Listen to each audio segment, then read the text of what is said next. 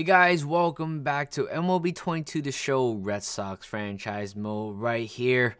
Game 4, we are currently taking a 2-1 lead in the series, and looking on the other side, the Mets are currently leading by 3-1, which means they are one game away from getting into the World Series. And of course, it seems like they have a very big chance of doing so, but for us, we have to focus on ourselves.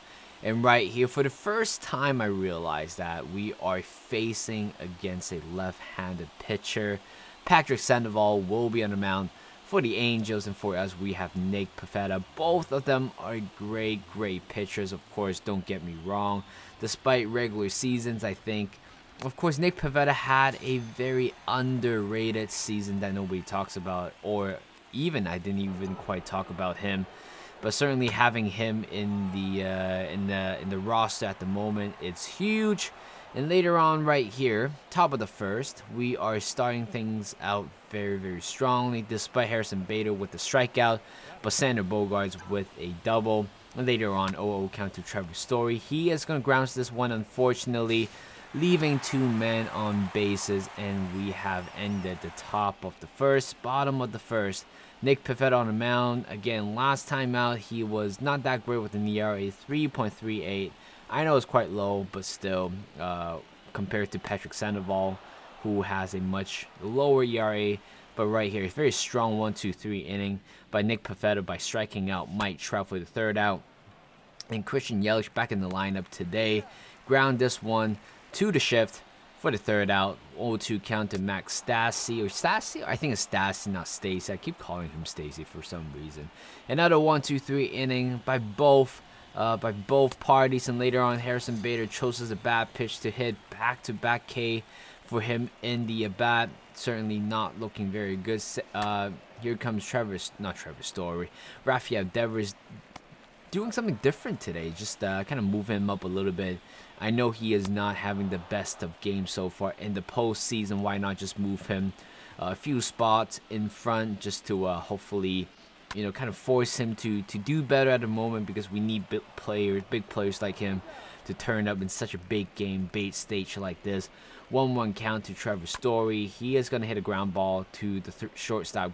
Great off-balance throw to end the top of the fourth. Bottom of the fourth, 0-0 count to David Fletcher. Hits a high fly ball to left center field, but Harrison Bader with the great speed tracked the ball down, but this time David Fletcher, I don't know why I cut, why I put a, cutoff man right there. It's so weird. 1-1 count. Mike Trout hits a fly ball to Harrison Bader, who plays quite deep, has to travel very far in order to grab the ball, but thank God David Fletcher did not score from that play, or else we would be in big trouble. Jared Walsh right here hits a high fly ball to center field, pretty much straight at Harrison Bader for the third out. Potentially Mike Trout could have probably played in one run if he hits a little bit further. Top of the fifth, Bobby Dahlbeck again getting his first start in the postseason. Certainly we needed him again. He has great power against lefty, and relatively pretty good contact as well. Here comes Christian Yelich, 2-1 count, got hit straight at the elbow, and of course he looks very calm right here. There's no way, there's no need to there's no need to pick a fight. But later on, Anthony Rendon dropped the ball right there, which leaves us a base hit as well. Bases loaded, 2-2 count to Harrison Bader, and he swung it out one. What the hell is going on with Harrison Bader? He just couldn't really make contact with the ball. Third K for Patrick Sandoval, which leaves us in a very vulnerable position. And here comes Devers. It hurts a lot. Rendon didn't make that catch earlier on. Harrison Bader got struck out despite being tremendously good against lefty. And Devers hit a line drive to left field. And this time, Anthony Rendon raced up, jumped, got the ball, and it shows how unlucky baseball can be in a game. And Trevor Story hits a high fly ball to left field. Good tracking by Brandon Marsh. And through 6 innings for both sides of the pitcher, for at least Patrick Sandoval, no runs are being allowed to score. And later on, the Angels laid down a bunt single for the player with the man on first. 2 outs, 1-2 count to Brandon Marsh. Went down swinging with the fastball at the top of the zone to challenge him. This is something that I really like, just at times like this, just challenge the player. 1-1 count to Christian Yelich.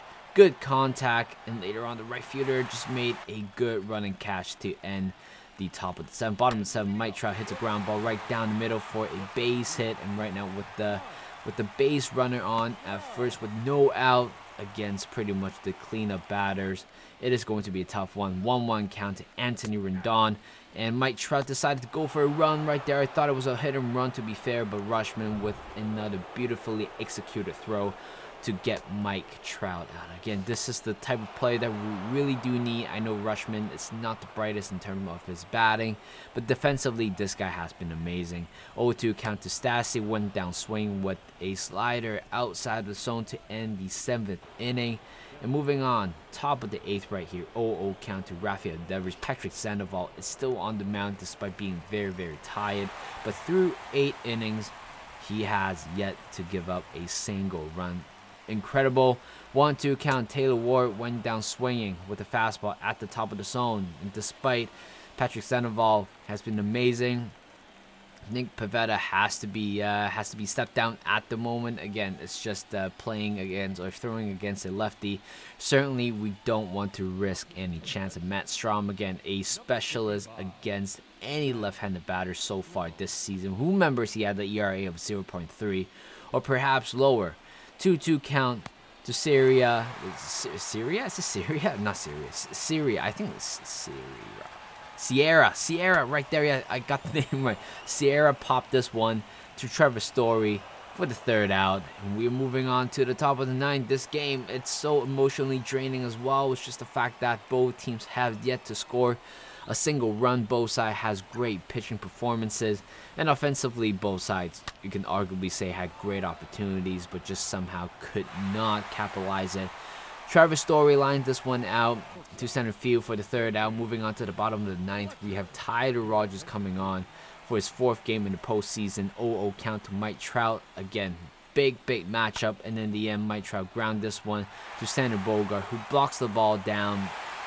Unfortunately, that will be counted as a base hit.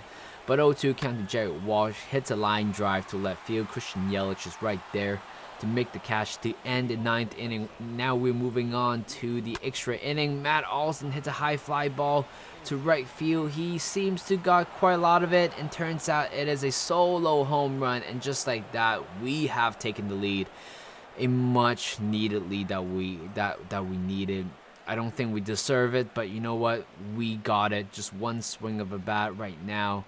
It's all what matters. Top of the 10th with the solo home run, and right now taking a 1-0 lead at the same time, and which put us in a great position, especially playing at the Anaheim Stadium. It's tough to score runs in the stadium, and I just realized the Anaheim Stadium hasn't hosted a playoffs game or postseason game for the longest time, but you know what? They have every reason to try to win this game, having Mike Trout and Shohei Ohtani, their golden years possibly. And there's no way you can, win the ALCS, win the World Series, let alone the ALCS. And here comes Rutschman, went down looking. That was a tough call right there. But Edwin Diaz coming on, 4th game for him of the season. He has been phenomenal. 6 strikeouts in 3 appearances. 0-2 count to Anthony Rendon. Hits a soft ground ball, backhanded play by Sander Bogaerts, but it was a poor throw regardless, but it will still be counted as a base hit. 3-0 count to to Matt Stassi. He looks at that one, a 4-pitch walk. This is certainly not the moment that we are looking forward to, but 1-2 count to Taylor Ward. Went down looking with a fastball inside, no argument there for the first K. Later on, 2-2 count to Tyler Wade. Went down looking. Oh, this is going to be a very, very tough one. Sierra, 2-2 count, hits a blooper to left field. Christian Yelich just tracks this one down, but the way how the ball bounces, it give him an off balance. Turns out Rendon scores all the way from second, and just like that, Edwin Diaz has blown a 1-0 lead at the bottom of the 10th. It's such an unfair game it can be. This guy's been amazing in the postseason, striking out a lot of players. Despite struggle for the first 2 batters by striking out the later 2 batters and Sierra with a bloop single to the number 9th hitter as well. It's certainly not quite in the fairy tale, but we have to move on. It's tiring, it's emotionally draining. The fact that you have to lead, you try so hard to score a run. We did, but all of a sudden, in a split second, we gave up a run again, and the game is tied once again. JD Martinez with a strikeout, 2-2 count to center Bogarts. He got jammed big time, a high fly ball to center field. Unless Mike Trout will drop the ball, we'll score the run, but he will not. Right now, moving to the bottom of the 11th, 0-2 count to Brendan Marsh. Went down swing for the 3rd time, I believe so, with a slider outside of zone. Josh Taylor replacing Edwin Diaz. Back-to-back K with Josh Taylor looking very good here. Striking out Mike Trout later on. 1-2 count to Jared Walsh. Went down swing again. Back-to-back strike out the side for Josh Taylor. You don't say that very often. And later on, Christian Yelich hits a high fly ball to right field with a man on first. And we couldn't score a run. Once again, Garrett Whitlock will be coming on at the moment. Still, we need to win this game. We have to win this game. There's no way we just can't. 0-2 count to Stassi. He went down. He swung it out one. A line drive pretty much to the gap for a double. And right now, which leaves us in a very vulnerable position with a man on second. 2 outs, 1-2 count to Tyler Wade. Went down while he swung it out one to Bobby Dahlback for the 3rd out. This is getting tiring, guys. Mike Mayer is coming on right here for the 6th postseason game for him of the season with an ERA 8.31. With his ERA, why not, take this chance to try to capitalize his ERA? And later on, Rutschman delivers one, a big time, a fly ball, line drive to left center field. It rolls all the way to the wall for a leadoff double. And later on, here comes Harrison Bader. He's not having a good game, and this is not a great game as well. It just bunts right back at the pitcher, which would have potentially advanced the runner to 3rd, but instead, Harrison Bader is not feeling it for some reason. Today, everything just goes so wrong for him. Jock Peterson replacing JD Martinez in such a big game like this. Certainly, I needed to do that. And somehow, a fly ball to right field to end the inning. 2-2 count to David Fletcher. He went down swinging with the slider outside of the zone. Bottom of this 13th right now. First K. This reminds me of the game, 2018 postseason where we had Nathan Eovaldi on the mound against the Dodgers. It reminds me of that game at the moment. Top of the 14th. Trevor Story just having very good at bat, and just like that, Brendan Marsh makes a spectacular running grab. It's pretty much against any outfielders, it would have been a double, but Marsh, what a great defensive play he is. And later on, Matt Olson taps that one right back at the pitcher for the 3rd out, and Mike Trout hits a line drive to right center field. Matt Olson is tracking the ball down. This guy just couldn't do anything at the moment. Turns out it is a stand-up double for Mike Trout, bottom of the 14th. And arguably I could have put Luis Campillo a little bit, because again, such a big game like this, I don't want to ruin any of our reliever. 5th game for Tanner Houck right here. 1-1 count to Jared Walsh, and just like that, fastball at the top of the zone, mislocated fastball.